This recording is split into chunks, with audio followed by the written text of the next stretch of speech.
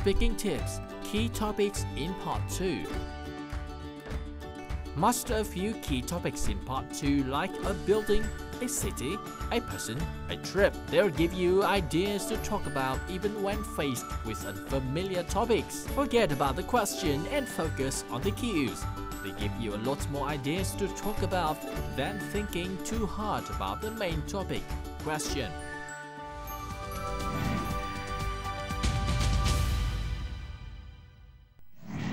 All right, so when it comes to the speaking part 2, what are the topics that are often asked?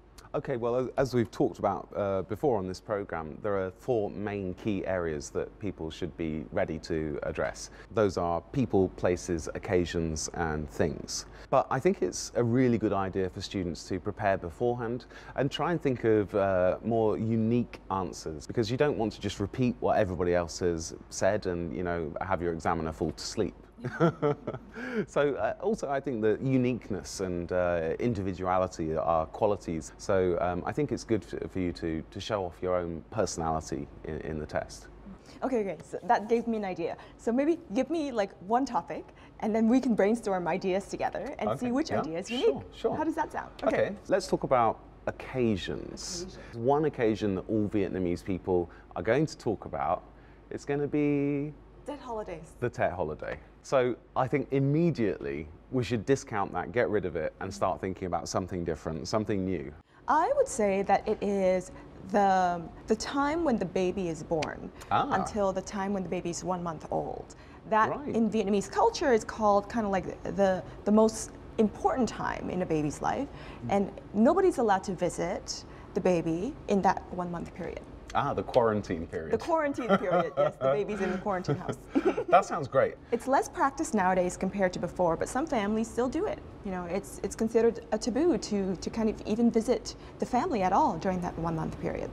Yeah, I've heard a little bit about that, but I'd definitely like to hear more about it, in the exam.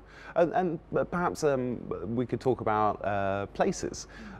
In terms of places, where could we talk about in Vietnam? Okay, so this is a place that I've been to. I think Cây Gà is really amazing. Mũi Cây Gà. I've never heard of it, which is good. Yes. A lot of people say Da Nang, a lot of people say, okay, I'll just travel within my city. Or Ha Long Bay, of course. I mean, Ha Long Bay is absolutely beautiful, but it's too easy. It's too easy to talk about. So I really think it's a good idea to think of somewhere unusual.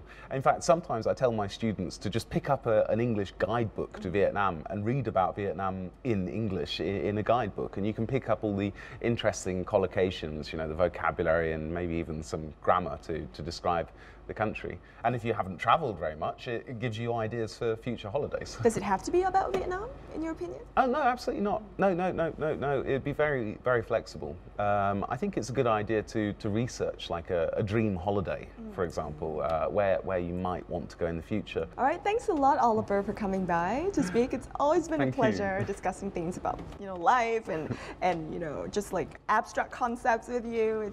It's been great.